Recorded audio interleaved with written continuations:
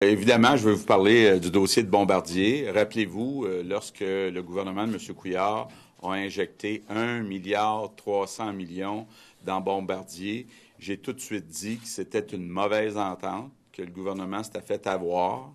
Le gouvernement prenait tous les risques, entre autres dans la C-Série, qui est toujours une division très à risque chez Bombardier. Et en échange, le gouvernement de M. Couillard n'a demandé aucune condition. Donc, aucune garantie d'emploi, aucun siège sur le conseil d'administration de Bombardier. Donc, vraiment, Philippe Couillard a donné un chèque en blanc à Bombardier, puis on voit ce qui se passe maintenant. La semaine passée, première chose qu'on a apprise, c'est que Bombardier, pour l'année se terminant le 31 décembre 2016, a subi une perte d'1 milliard de dollars. 981 millions US, 1,3 milliard canadien. Essentiellement, cette perte vient de la division de la C-Série, mais ça veut dire aussi que toutes les autres divisions n'ont aucune rentabilité. On est dans une situation où, en même temps qu'on apprenait cette perte importante, inquiétante chez Bombardier, on apprenait que pour la même année 2016, les hauts dirigeants proposaient, dans la circulaire d'information, des hausses de salaire importantes pour 2016. Je vous donne un exemple. Alain Bellemare, président et chef de la direction, proposait d'augmenter sa rémunération de 8,5 millions de dollars canadiens pour 2015 à 12,5 millions de dollars canadiens pour 2016. Pour moi, c'est indécent.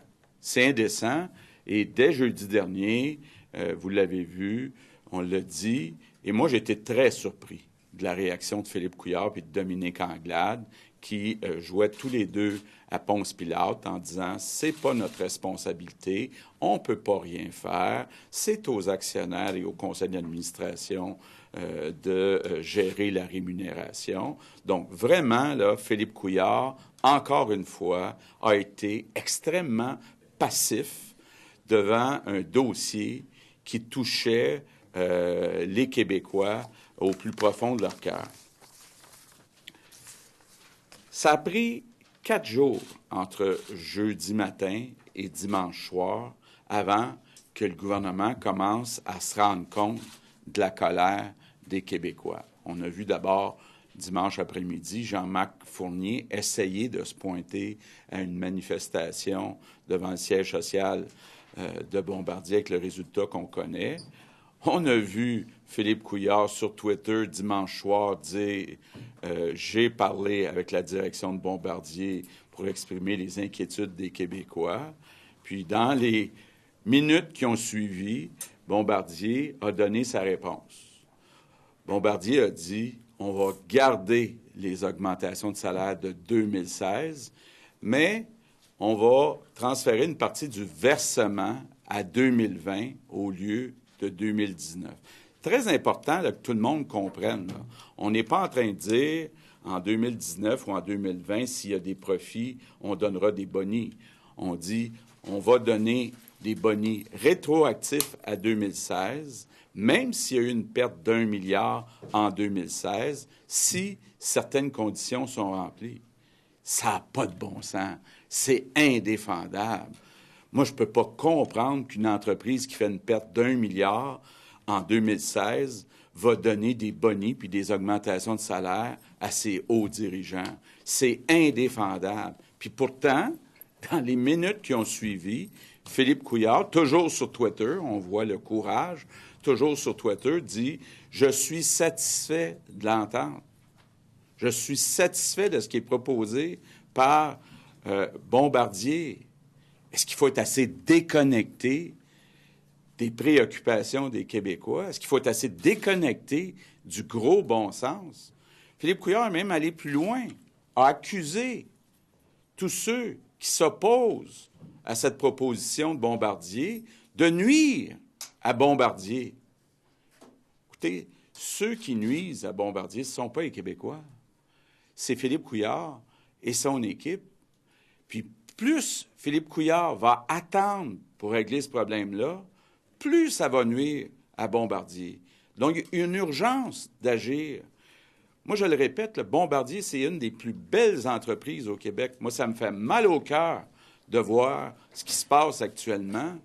Il faut que le gouvernement redresse l'image de Bombardier face au public, parce que là, ça risque d'avoir un effet à très long terme sur l'image de Bombardier, pas seulement dans le monde, mais aussi au Québec, auprès des Québécois.